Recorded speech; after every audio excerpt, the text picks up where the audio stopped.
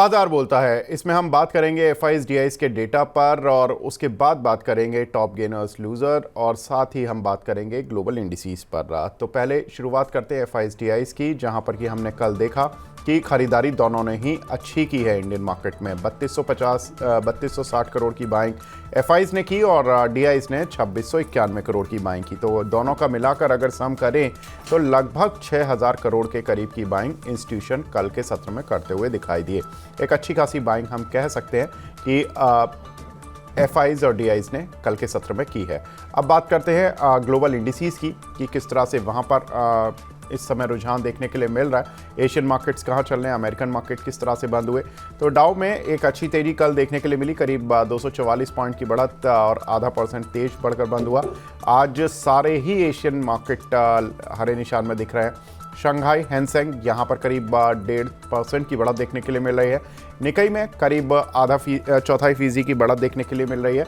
वहीं कोस्पी में भी करीब आधा % की बढ़त इस समय देखने के लिए मिल रही है। तो ग्लोबल इंडिसेस का भी साथ मिल रहा है इंडियन मार्केट को, जिसका कि इम्पैक्ट हम देख रहे हैं कि मार्केट में इस समय अच्छी स्ट्रेंथ बनी हुई है।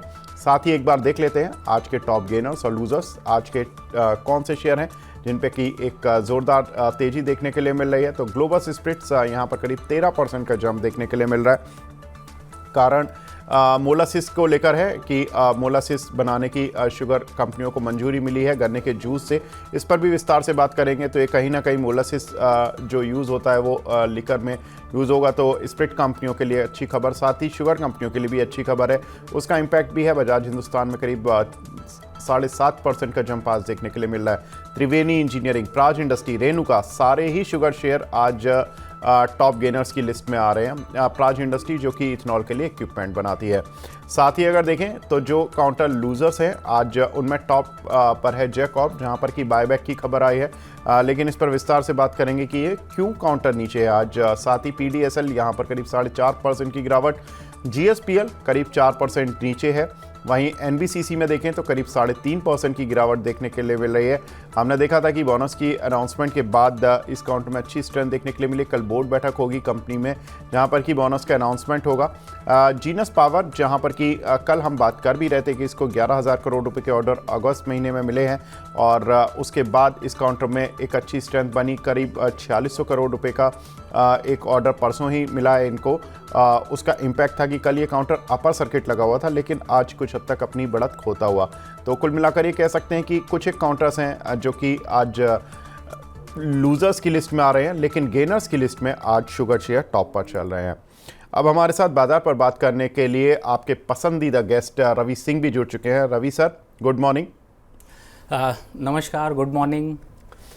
रवि सर, पहले मैं मार्केट पर जाना चाहता हूं। सर, 25,100 के एक स्तर को बहुत महत्वपूर्ण माना जा रहा था और ये कहा जा रहा था कि अगर ये पार कर लेता है तो निफ्टी अपनी एक जो इनिशियल हर्डल है उसको पार कर लेगा।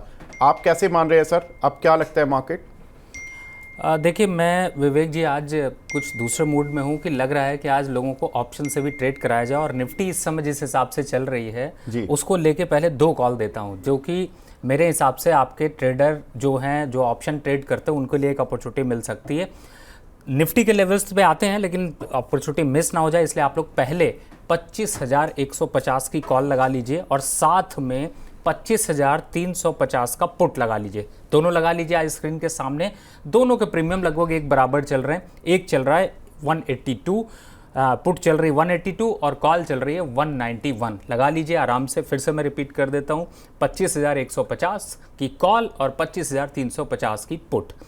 अब आपको क्या करना है, मार्केट का सपोज करिए मुझे डायरेक्शन नहीं पता है तो मैं क्या करता हूँ कि 25,150 की कॉल जैसे ही 200 के ऊपर जाएगी बाय कर लूँगा। अपसाइड टारगेट होगा 240 रुपये का पहला, दूसरा होगा 255 रुपये, स्टॉप लॉस सिर्फ और सिर्फ 22 रुपये, यानी कि 172 रुपये या फिर 175 रुपये का स्टॉप लॉस ले लीजिए, 25 रुपये का मैक्सिमम। रवि सर, मैं आपको थोड़ा सा एक बीच में रोक रहा हूँ। सर ये आप 26 सितंबर वाली के लिए बोल रहे हैं या ये 5 सितंबर? 5 सितंबर मैं उसी पे आने वाला था। बिल्कुल मैं उसका रेट देख रहा था सर, वो मिल नहीं रहा था 5 सितंबर वाली आपको 25,150 और 25,350 ये कॉल और पुट दोनों लगाने हैं। तो 200 के ऊपर निकलते ही चाहे कॉल निकले पहले और चाहे पुट निकले पहले 25 रुपए का स्टॉप लॉस डालिएगा। इस प्रोग्राम के अंत तक हम इसका अपडेट भी देंगे और कौन प्रॉफिट बना रहा है ये आप लोग कमेंट में बताइएगा। तब तक जल्दी से शेयर कर लीजिए स्ट्रैटेजी। दूसरा ट्रेड, जो लोग छोटे, जो आपने पहले मुद्दे पे आते हैं कि निफ्टी का ट्रेंड क्या लग रहा है। देखिए मैंने अभी जो ट्रेड लिया ना, इसका एक सीधा सीधा फायदा ये है कि मैं डायरेक्शन लेस बैठा हूँ, जिधर भी जाएगा उधर ही चढ़ जाऊंगा। जिधर जा रही होगी, लेफ्ट जाना होगा लेफ्ट जाऊंगा, राइट जाना होगा राइट जाऊंगा। लेकिन बायसनेस कहाँ लग रही है? कॉल और पुट के प्रीमियम को देखिए। कॉल का प्रीमियम चल रहा है 192, पुट का प्रीमियम चल रहा है 183। इसका मतलब है बायसनेस कहाँ है?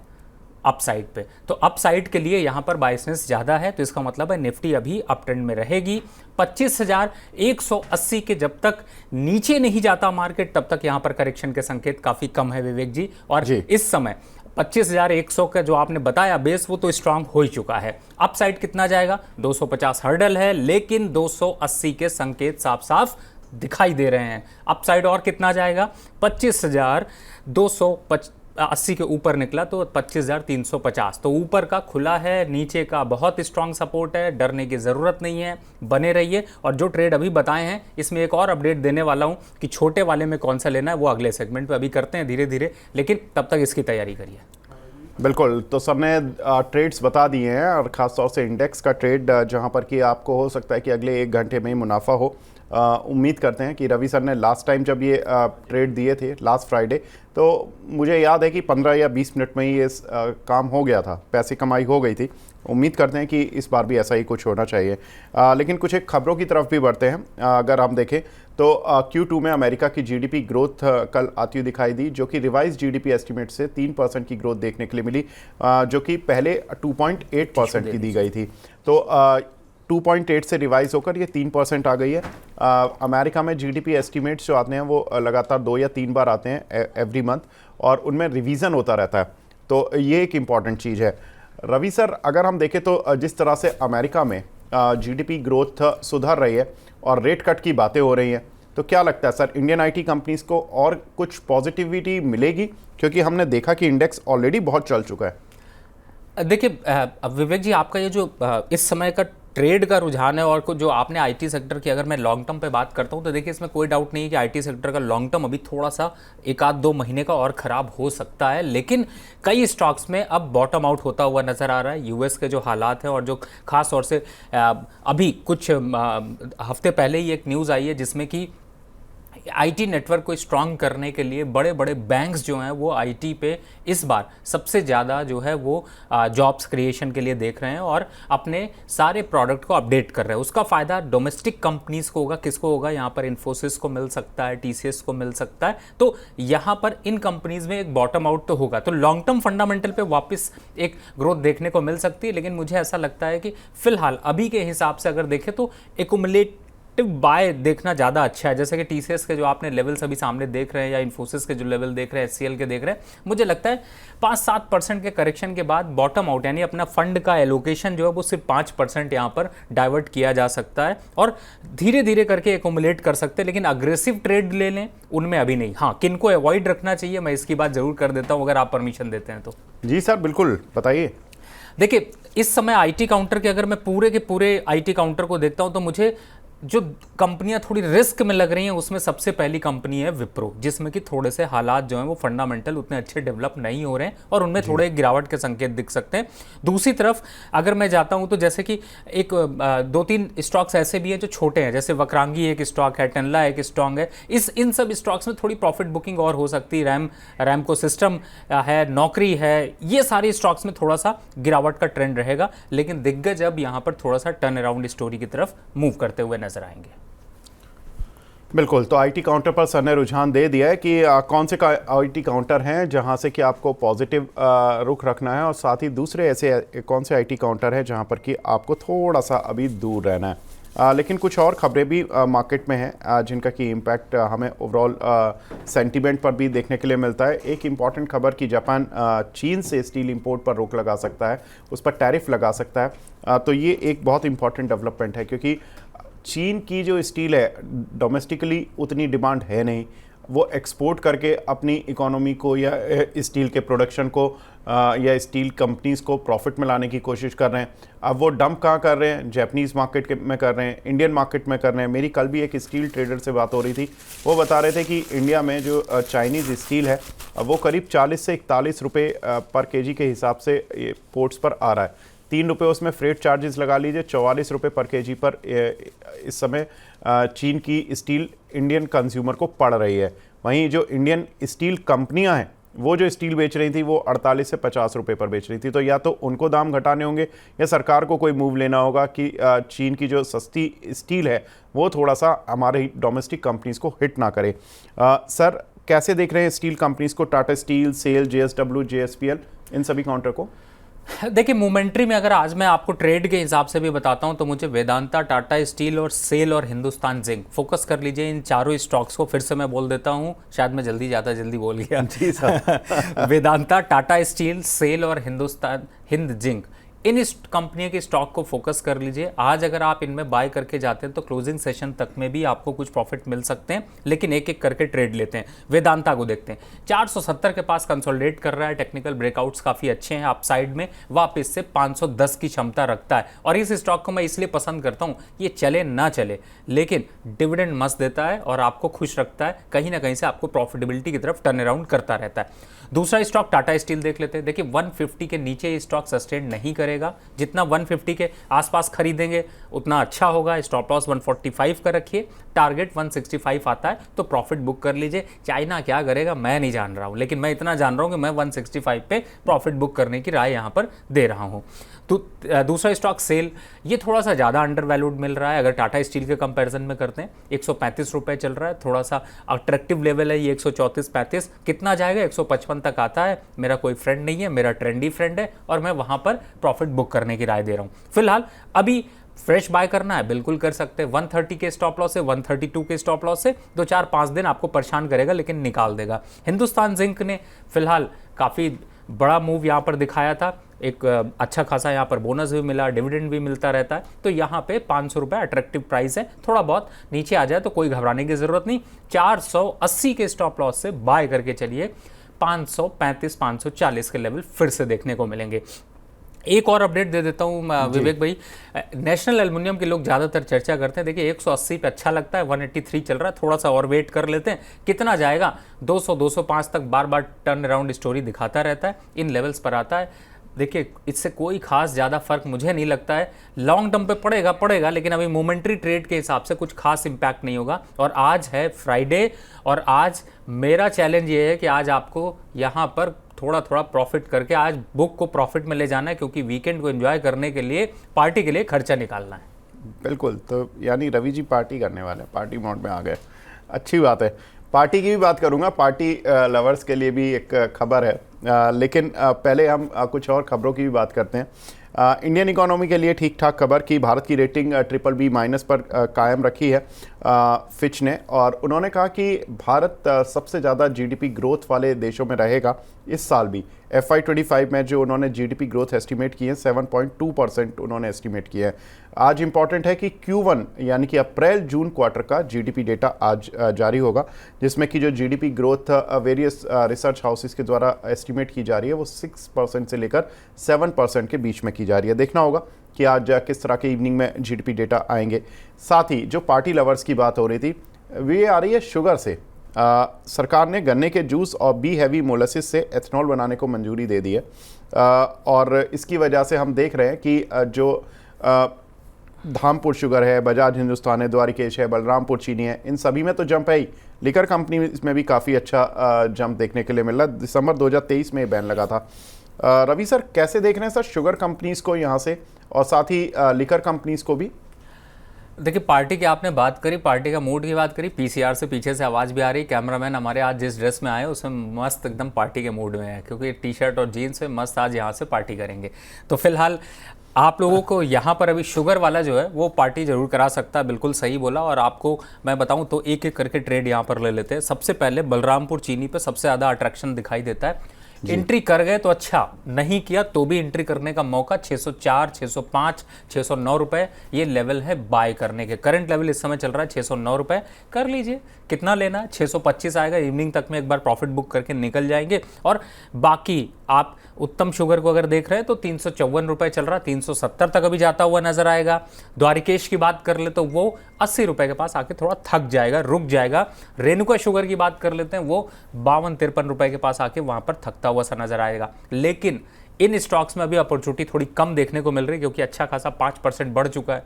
थोड़ा सा रुकिए, 11 साढ़े 11 बजे के आसपास थोड़ा करेक्शन आता है तो लीजिएगा, लेकिन फोकस करिए रेडिको खैतान पे। अब रेडिको खैतान कंपनी नाम से लगता है पता नहीं किस चीज की, बताइए विवेक भाई आप तो।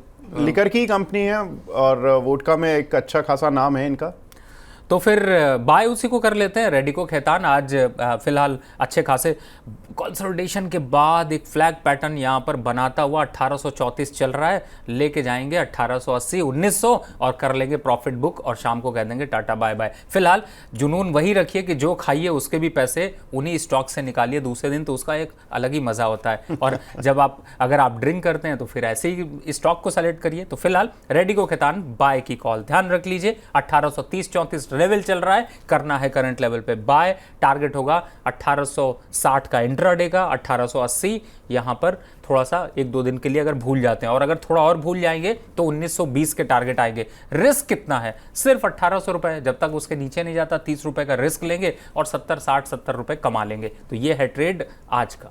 बिल्कुल। तो सर ने बता दिया कि पार्टी कहाँ से होगी और आज फ्राइडे कैसे बनने वाला है। Interesting sir. और आपकी ये बात बिल्कुल ध्यान रखने वाली है कि जिस पर्टिकुलर सेगमेंट में हमें खर्च करना है, मतलब कि अगर मुझे टेलीकॉम में बिल देना है तो मुझे टेलीकॉम स्टॉक कौन सा लेना है, और अगर मुझे घूमने जाना है तो कौन सी एयरलाइन के स्टॉक लेने हैं, और अगर होटल में रुकना है कौन से होटल के। सर विस्तार से बात करूँगा आज। पूरा ये थीम भी हमारी कुछ इसी तरह की है, थोड़ा फ्राइडे मोड में हम भी। लेकिन कुछ एक दर्शक भी हैं जो कि पूछ रहे हैं सर, रेणुका शुगर पर आपने बात की, राहुल सिंह जी का सवाल है, वो पूछ रहे हैं कि सर 1 साल के लिए ले सकते हैं क्या? देखो भैया, अरे ये डायलॉग तो किसी और का था। खैर देखिए, इस समय रेणुका शुगर की अगर बात कर लेते हैं तो मुझे ऐसा, मैंने अभी बताया आपको कि 55 तक जाता हुआ नजर आ रहा है। फिलहाल करंट लेवल पे साल भर के हिसाब से स्ट्रैटेजी थोड़ी सी वीक लग रही है। वापस से आपको 46-45 के पास तक के चांसेस अगर देखते हैं तो वो 10% का करेक्शन होता है। तो धीरे धीरे करके ये 55 के बाद एक बार गिरना शुरू हो जाएगा। अभी साल भर के लिए इन्वेस्टमेंट मत करिए, लेकिन अगर साल भर के लिए लेना है तो डालमिया शुगर फोकस कर लीजिए, जो कि देखिए 50 रुपए देख के मत खरीदिए। वो 480 रुपए है, वो 600 की क्षमता रखता है, लेकिन 50 रुपए वाला जब करेक्शन पे आता है तो वो टर्न अराउंड स्टोरी में बड़ा टाइम लगाता है। तो थोड़ा सा रुकिए यहाँ पर। अभी साल भर के लिए अगर लेना है तो डालमिया शुगर को फोकस कर सकते हैं। जी। प्रहलाद कांडे जी का सवाल है, कानाडे जी का। रवि जी से पूछ रहे हैं सर, आपके इनके पास 2500 शेयर हैं स्टरलाइट टेक के, लॉन्ग टर्म इन्वेस्टर हैं, गाइड करें सर। ये शेयर चला नहीं, पूरी रैली चली गई। वेदांता के सारे समूह के शेयर चल गए, एक ये स्टरलाइट टेक नहीं चला। इवन मैं कल परसों देख रहा था ये नीचे भी आ गया, 140 से 131-32 की रेंज पर आ गया। देखिए, जब तक आप खरीद के रखोगे ना, ये नहीं चलेगा। इसका मतलब ये है कि अब आपको टाटा बाय बाय कर देना है। इस स्टॉक में कोई दम नहीं है। जल्दी इंतजार करिए। हम लोग 1-2 शो और करेंगे, तब ये 110 रुपए ट्रेड हो रहा होगा, तब सुनेंगे आप, अभी नहीं सुनेंगे, मुझे पता है। फिलहाल एग्जिट कर लीजिए, मौका है। अगर कहां पर जाना है वो मैं बता सकता हूं, लेकिन इस स्टॉक में दम फिलहाल तो नहीं दिखाई दे रहा। अब चूंकि आपका सवाल ऐसा है कि मुझे ढूंढना पड़ रहा है कि मैं इसके आसपास का ही कोई ऐसा स्टॉक आपको दूं जो कि आपको थोड़ा ज़्यादा कॉन्फिडेंस दे। आप ही स्टोरी देख लीजिए, चार्ट अगर देखते हैं तो आप भी चार्ट देख लीजिए। कैनरा बैंक, देखिए मैंने आपके ही प्राइस का ढूंढा है, वो 112 रुपये, 132 रुपये, लेकिन उसको 112 आना है, इसको 132 जाना है। चॉइस आपकी है। कैनरा बैंक चेंज कर लीजिए पोजीशन, अभी आपको प्रॉफिट दे जाएगा। स्टॉप लॉस 100 रुपये का रखिए, टारगेट बता दिया 132-35 वापस आ जाएंगे। और चार्ट एकदम उल्टा बन रहा है, वो नीचे जा रहा है, ये ऊपर जा रहा है। चॉइस आपकी है। बिल्कुल, तो चॉइस सर आपकी है, और आपको ऑप्शन भी बता दिया गया है कि आप कैसे अपने ट्रेड को बदल सकते हैं। जितना भी नुकसान है वो कैनरा बैंक से पूरा हो जाएगा।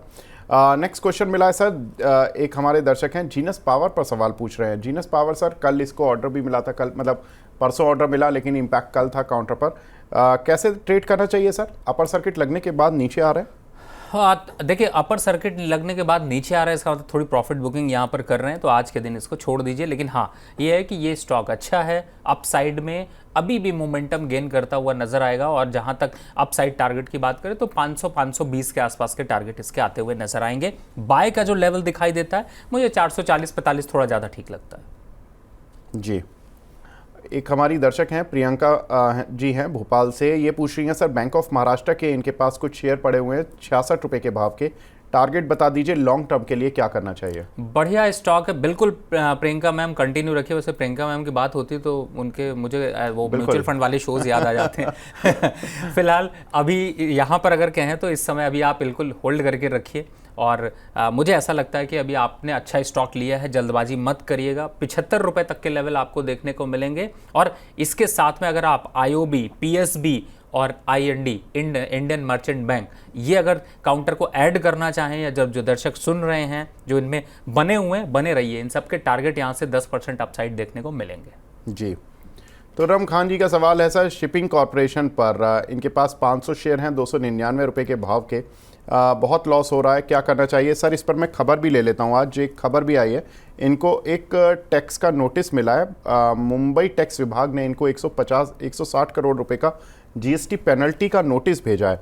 नोटिस के खिलाफ हालांकि कंपनी ने बोला कि वो अपील करेंगे, उनका केस स्ट्रॉन्ग है, कंपनी का ऐसा मानना है। लेकिन अगर मैं पेनल्टी की रकम देख रहा था सर, 160 करोड़ रुपए अगर इनको पे करने पड़ गए तो इनका जो सालाना मुनाफा है उसके लगभग 25% के बराबर है ये पेनल्टी की रकम।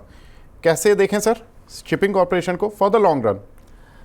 देखिए, पहली बात तो खान साहब को मैं धन्यवाद करूंगा। खान साहब, मैं आपको पहचान गया हूँ। कल भी मैं कुछ पोर्टल पे था, उस पर भी आपका ये सवाल आया हुआ था। और अच्छा लगता है जब आप लोग हर जगह पे सवाल पूछते हैं, तो हमें भी बताने में अच्छा लगता है। और विवेक जी तो वैसे भी याद आ जाएगा विवेक जी को भी बहुत जल्दी। फिलहाल अभी के हिसाब से मैं ये कहूँगा कि देखिए, आज भी मेरा जवाब वही है, बने रहिए सर, 300 रुपये तक आएगा। जो विवेक जी ने न्यूज़ बताई है वो ऑलरेडी डिस्काउंटेड थी, इसी वजह से ये स्टॉक 290 रुपये से 267 रुपये आ चुका है। अब यहाँ पर वो न्यूज़ को वापस जो है वो पब्लिकली आई है, लेकिन इम्पैक्ट तो पहले ही आ चुका। तो आप खर्चा तो आप लोग ऑलरेडी झेल चुके हैं, लेकिन रिस्क नहीं है। कितना? 250 के नीचे जाने की क्षमता कम रखता है। जब चलता है तो कुछ सुनता नहीं और किसी को देखता नहीं। तो फिलहाल बने रहिए, 300 तक आएगा। घबराना क्या है सर, घबरा नहीं। अगर आपको ये लॉस बना रहा तो किसी न किसी दूसरे स्टॉक में मूव करके उस लॉस को रिकवर कर लेंगे, लेकिन अभी सेंटीमेंट ऐसे नहीं दिखाई दे रहा है, इसलिए रुके रहिए। बिल्कुल, कुछ और खबरों की तरफ भी बढ़ते हैं जहां पर कि बड़ी बड़ी खबरें हैं, लाइक इन्फोसिस। सर इन्फोसिस में देखें तो इन्वीडिया के साथ कंपनी जनरेटिव AI के लिए कंपनी ने एक करार किया है, जिसमें कि टेलीकॉम कंपनी को जितनी भी टेलीकॉम कंपनीज होंगी उनको AI का फ़ायदा देने के लिए सॉलिड प्रोडक्ट बना रहे हैं। सर कैसे देख रहे हैं इन्फोसिस, इन्वीडिया जो कि अब दुनिया की नंबर 1 कंपनी बन चुकी है, उसके साथ आप करार कर रहे हैं, और AI में ही वो बनी हुई है आजकल नंबर 1 चिप मार्केट को लेकर। कल मैं देख रहा था, कल परसों US मार्केट में जितनी कमेंट्री पढ़ रहे थे हम कि इन्वीडिया के रिजल्ट्स आने वाले हैं, पहले तो कोई इन्वीडिया को जानता भी नहीं था। एक साल में अचानक से इस कंपनी में इतना बड़ा वेल्थ बना है लोगों का कि इसका नाम आजकल सबकी ज़ुबान पर है, अमेरिका वगैरह में और दुनिया भर में। सर कैसे देखना है इन्फोसिस को अब? विवेक भाई, मुझे इसमें ये बताइए, इसमें शॉर्ट टर्म ट्रेड बताऊं या अभी करंट ट्रेड बताऊं या लॉन्ग टर्म बताऊं? सर 2 बता दीजिए, एक शॉर्ट टर्म और एक लॉन्ग टर्म। शॉर्ट टर्म जो अभी स्क्रीन पर बैठे हैं ट्रेड कर लें, एक लॉन्ग टर्म जो हमसे अक्सर सवाल पूछते हैं लोग। तो शॉर्ट टर्म पहले आपने बताया, तो शॉर्ट टर्म बताता हूँ, मत खरीदना। ठीक, कितना आ जाएगा? 1900 रुपये और 1890 रुपये आ जाएगा। करंट लेवल से सेल पोजीशन बन रही, ना कि बाय। फिलहाल ये है इंट्राडे के हिसाब से ट्रेड। अब अगर यहाँ पर आप देखना चाहते हैं तो आप यहाँ पे कर लीजिए एक बार। अगर ऑप्शन ट्रेडर हैं तो 1900 वाला पुट बाय करके चल सकते हैं, पहला, वहाँ पर ज़्यादा सेफ्टी है। फ्यूचर जो लोग सेल करना चाहते हैं कर लीजिए, दबा के करिए, कोई दिक्कत नहीं। 10 रुपये का सिर्फ स्टॉप लॉस रखिए, आपको 20 रुपये मिलेंगे, इंट्राडे का ट्रेड हो गया। लॉन्ग टर्म के ट्रेड की बात कर ले, देखो सर, जब तक ये 2000 के ऊपर नहीं निकलेगा आपकी किस्मत नहीं चमकेगी और इन्फोसिस भी नहीं चमकेगा। लोअर साइड पे कितना आ जाएगा? गिरावट में अट्रैक्टिव लेवल जो होंगे वो 1820 और 1750 के बीच के लेवल हैं। इन लेवल्स पर आता है तो खरीदारी सोचिए, ऊपरी आता है तो प्रॉफिट बुक करने के सोचिए, और इंट्राडे ट्रेड तो मैंने बता ही दिया। बिल्कुल, तो ये फ़ायदा होता है रवि जी के साथ बैठने का कि ट्रेड दोनों तरह के मिल जाते हैं। इन्वेस्टिंग वाले भी और ट्रेड जो कि आज ही करना है, अभी करना है, वो भी मिल जाता है। सर एक काउंटर और है, सम्मान कैपिटल, जो कि पहले इंडिया बुल हाउसिंग के नाम से आता था। इस पर बहुत सारे सवाल भी हमारे दर्शकों के आते फंसे हुए हैं।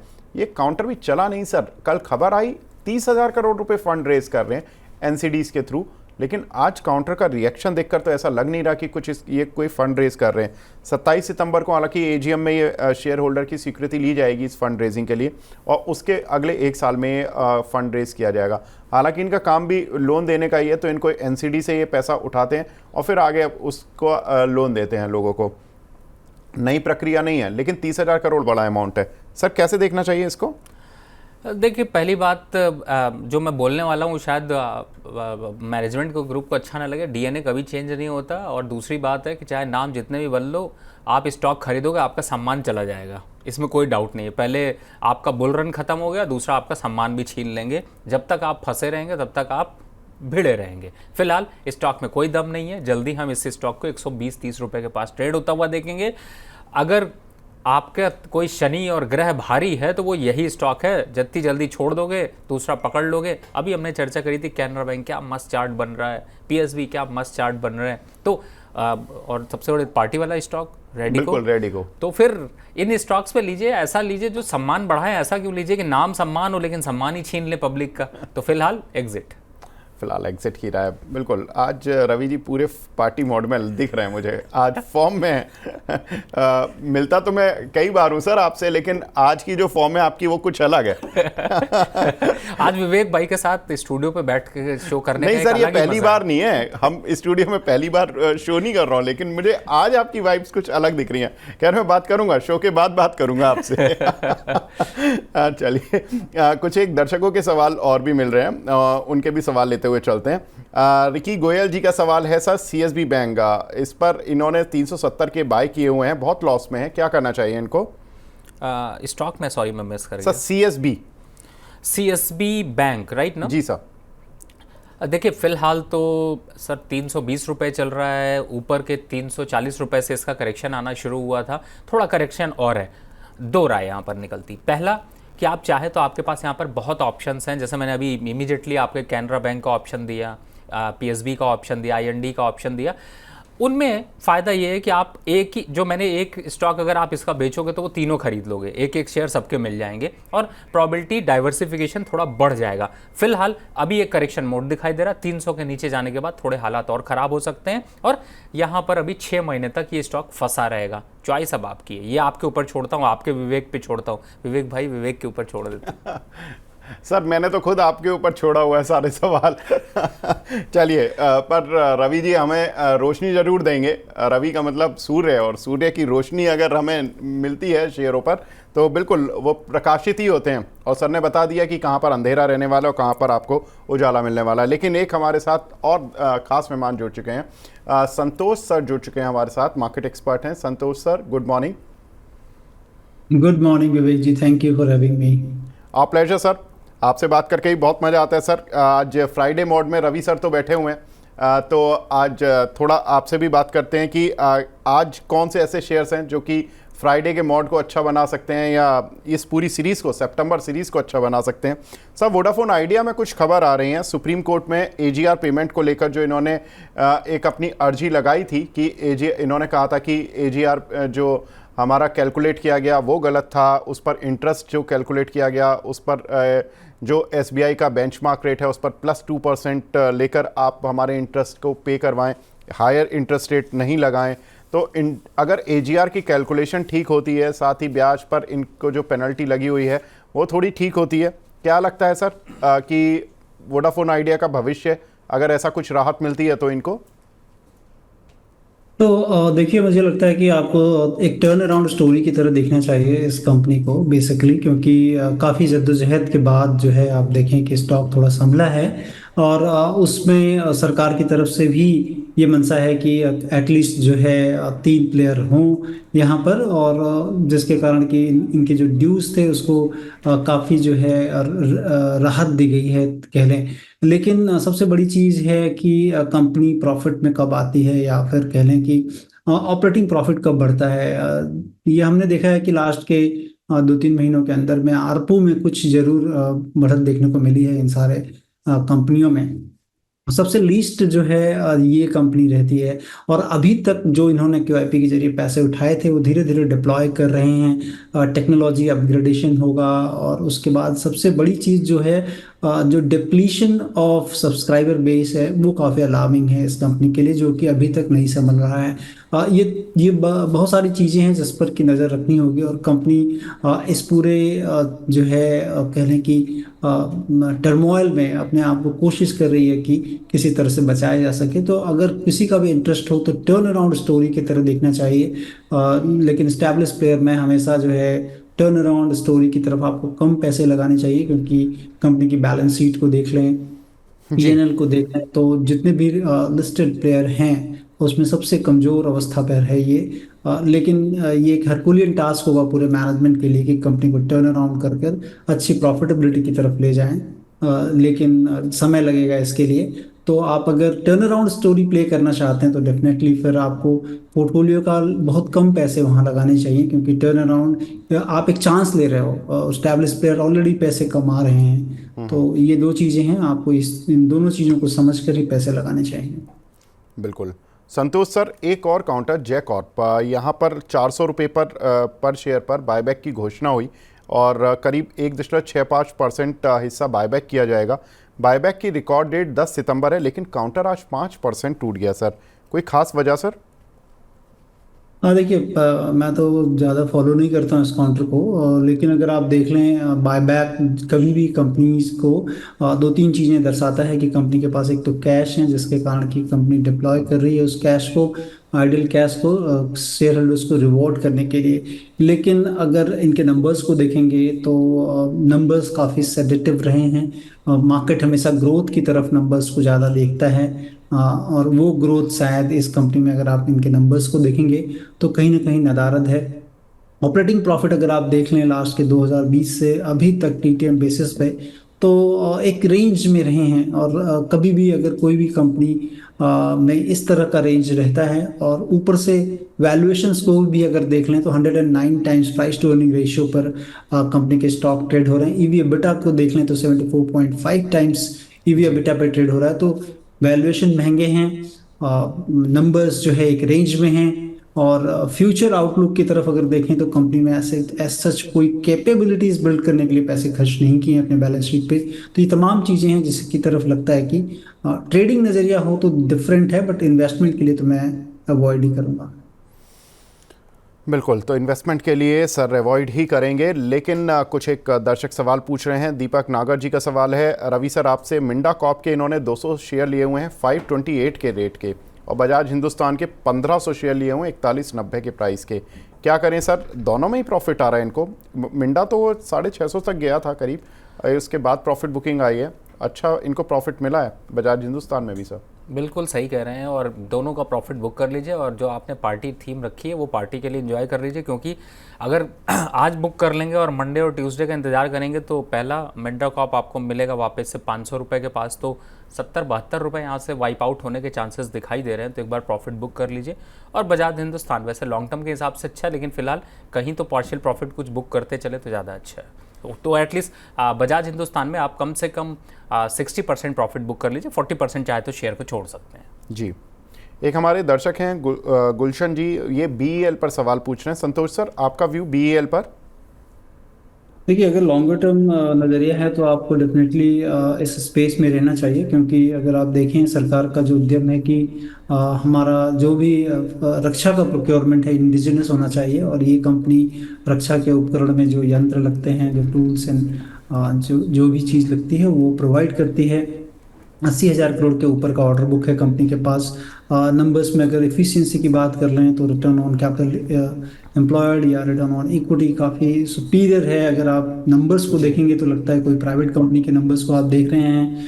उस लिहाज से मुझे लगता है कि काफ़ी अच्छा है। डेट एकदम नहीं है कंपनी के ऊपर।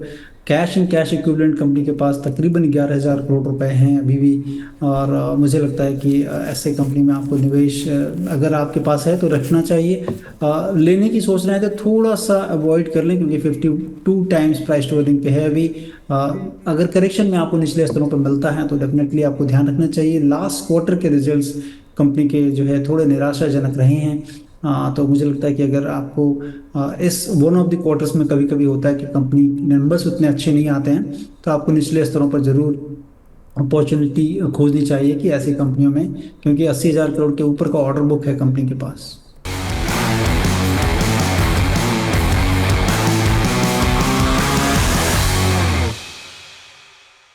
शेयरों पर एचडीएफसी स्काई के इन हाउस एक्सपर्ट्स की राय जानने के लिए अभी डाउनलोड करें एचडीएफसी स्काई ऐप, जहां पर आप शेयरों पर रिकमेंडेशंस भी ले सकते हैं। ऐप डाउनलोड करने के लिए स्क्रीन पर दिए क्यूआर कोड को स्कैन करें।